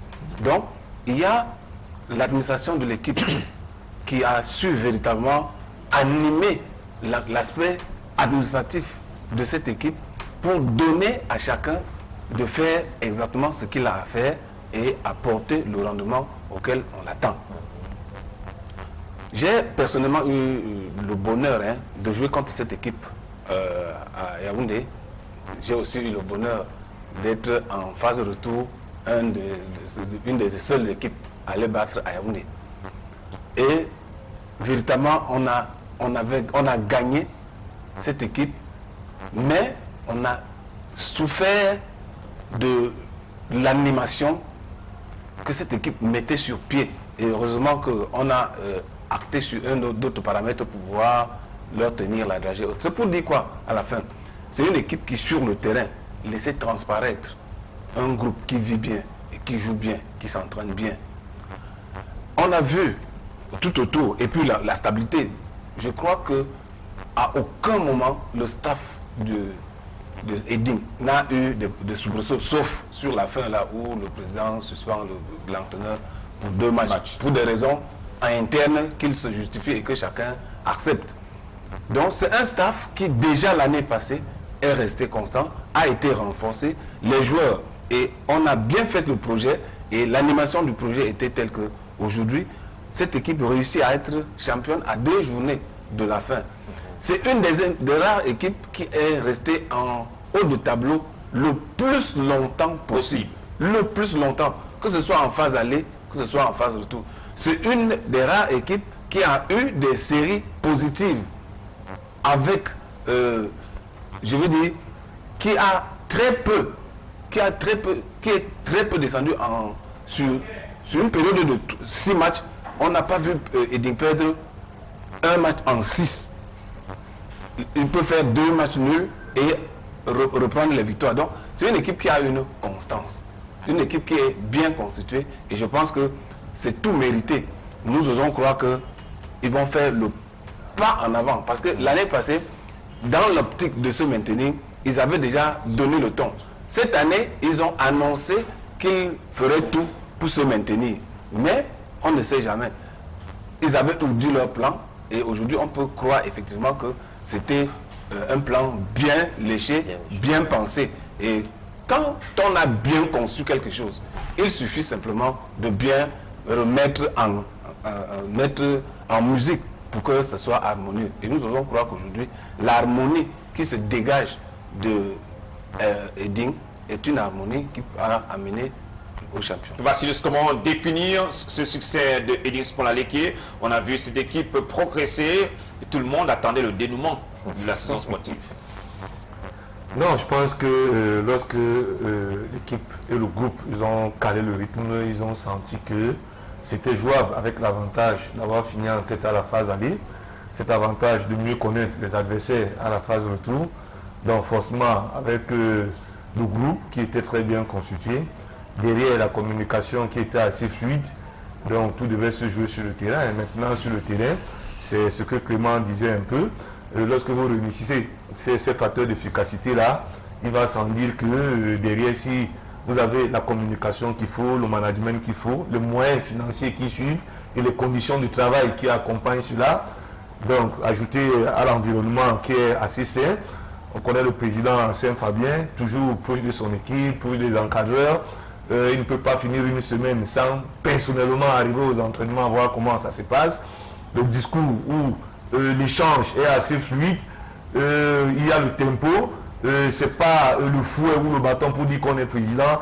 On manage, on discute, les sanctions, quand elles arrivent, c'est pas dans une épreuve de forcing, mais c'est dans une épreuve de compréhension assez simple. Donc il y a ce suivi des joueurs au quotidien et on le disait et on va toujours le répéter ici, lorsque l'environnement est sain et que dans la composition du staff, il y a un certain équilibre au niveau des connaissances, il va sans dire que l'un paraît à l'autre et l'autre peut parler également aux lacunes de l'autre. Et en cas d'absence, la transition ou l'intérim, ne fût-il d'un match ou de deux matchs, se fait très lentement, mais sûrement, à telle enseigne que lorsque le titulaire revient à son poste, tout va de pair. Donc c'est une fois de comprendre aussi que sur le plan disciplinaire, on peut suspendre un entraîneur d'un ou deux matchs, ça fait partie effectivement du championnat, c'est comme un joueur est suspendu et tout. Donc c'est des affaires internes qui ne sont pas gérées avec beaucoup de susceptibilité, c'est des affaires qui sont gérées assez naturellement et tout le monde a dû constater que malgré que Eding a eu des joueurs qui ont été appelés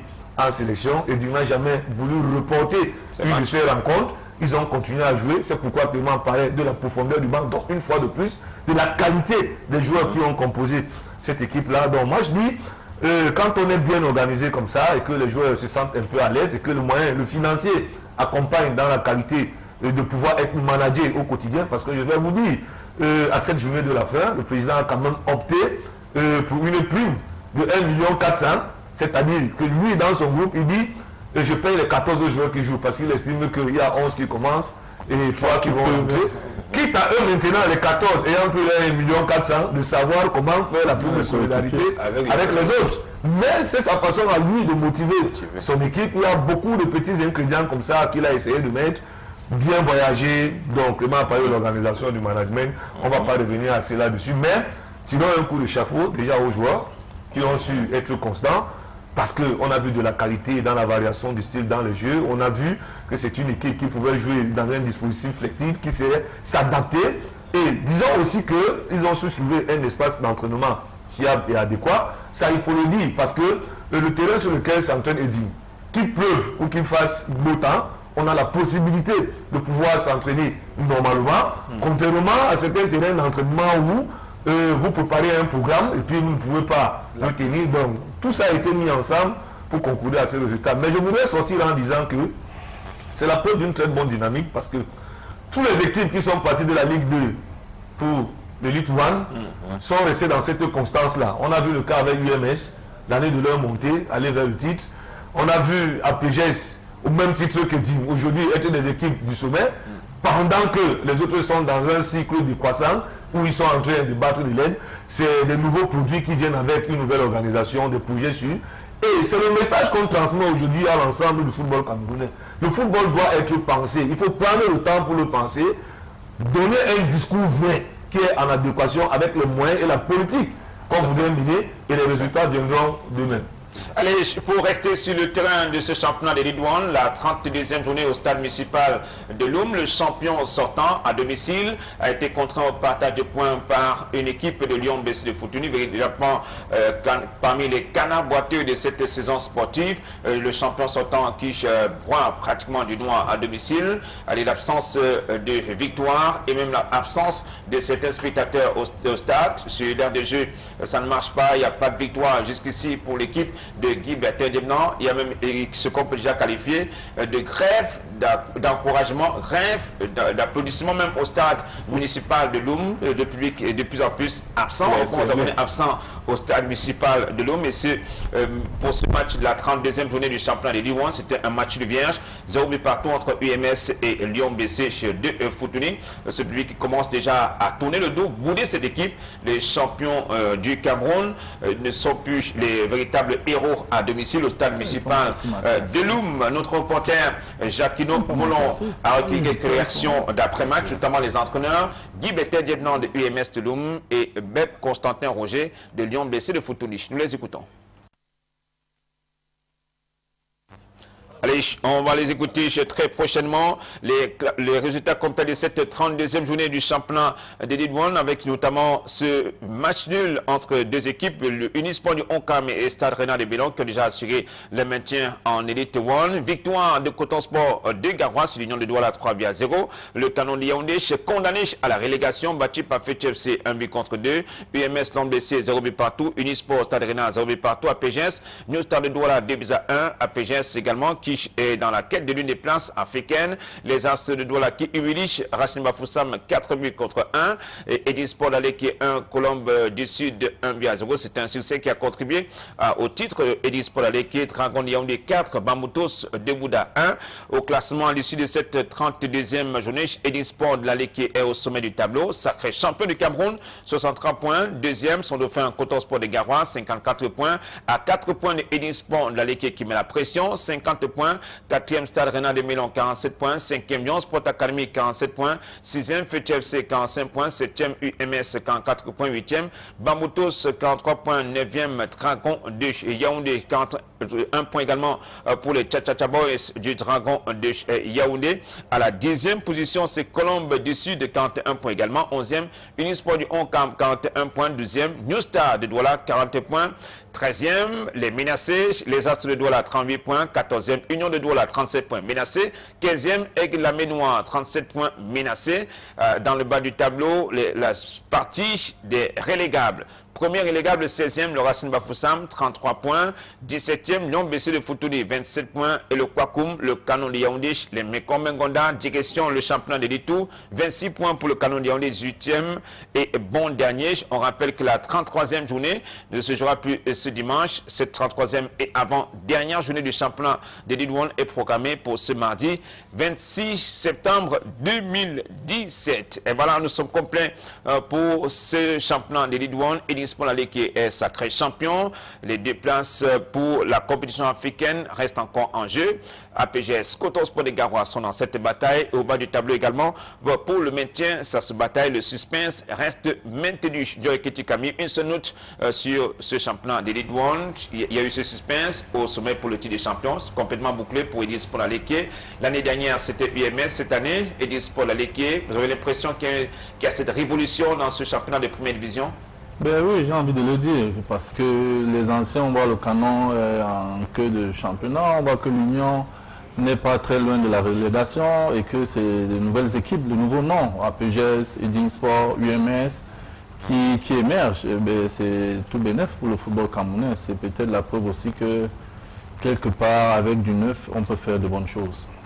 Edisport d'Alé qui est sacré champion du Cameroun. Maintenant, il faut préparer l'avenir et préparer la Ligue des Champions la saison sportive prochaine. C'est un canonnier. Non, Camille, je suis un canonnier. Je disais effectivement, c'est bien qu'il y ait des clubs, mais on a l'impression que à force de faire ça, c'est des générations qui arrivent une fois, un club qui se prépare une année après, sans voir. Il n'y a pas une certaine constance qui nous donne envie d'aller tout le temps, de dire que bon, il y a tel bon joueur, et puis finalement on ne s'intéresse plus à ça, parce que moi-même demain je vais créer mon club de football et je vais me retrouver en 202 mouvements au sommet, après je redescends tout de suite. Donc il faudrait que, je pense qu'il devrait avoir une constance, et comme je dis qu'il faut dissoudre la FECAFOOT, c'est comme ça que si le canon fatigue, voilà mon équipe, le canon, qui est complètement au bas, parce qu'on a des guerres intestines à l'intérieur. Donc il faut faire attention. C'est ce que je voulais dire en fait. Allez, merci beaucoup messieurs. On va dire merci à Sama, monsieur l'ancien président de la FCA, la Fédération camerounaise d'athlétisme. Merci d'être venu ce soir. Merci de m'avoir donné l'occasion, surtout parce que je regardais la danse sportive. Oui. Je crois qu'il va falloir que j'aille là-bas parce que j'ai l'impression que quand je danse souvent, on se demande si je suis la même musique que tout le monde. Donc je est complètement perdu. Merci Sama, monsieur le secrétaire général de l'Africa Basket, Njoy Kichikami. Merci beaucoup. Merci. J'ai envie surtout de dire que nous organisons nos finales à la Coupe du Cameroun le samedi 7 octobre prochain dans les installations du gymnase, des travaux publics à Yaoundé. Parce que le palais des sports est occupé et que nous avons reçu une circulaire il y a un mois à peu près du ministère des Sports disant que les fédérations devraient organiser leur finale à la Coupe du Cameroun au plus tard en fin septembre. Ouais. Mais le palais des sports est déjà occupé et puis il ne nous reste que le 7 octobre. Il faut se même pas au palais des sports. L'école de travaux. Voilà, exactement. Merci Njoy Kichikami. On va également dire merci à nos experts consultants du vendredi soir, Vassilus et Clément Zeko, monsieur Kalamouti. Merci beaucoup messieurs. Madame, messieurs, merci de votre fidélité. Rendez-vous la semaine prochaine pour un nouveau numéro d'Horizon Sport sur Equinox Télévision. Salut, bonsoir. Mais déjà, allez vivre toutes les finales ce week-end. Douala, Yaoundé et pourquoi pas d'autres disciplines sportives ailleurs. Salut, bonsoir. Chap, chap.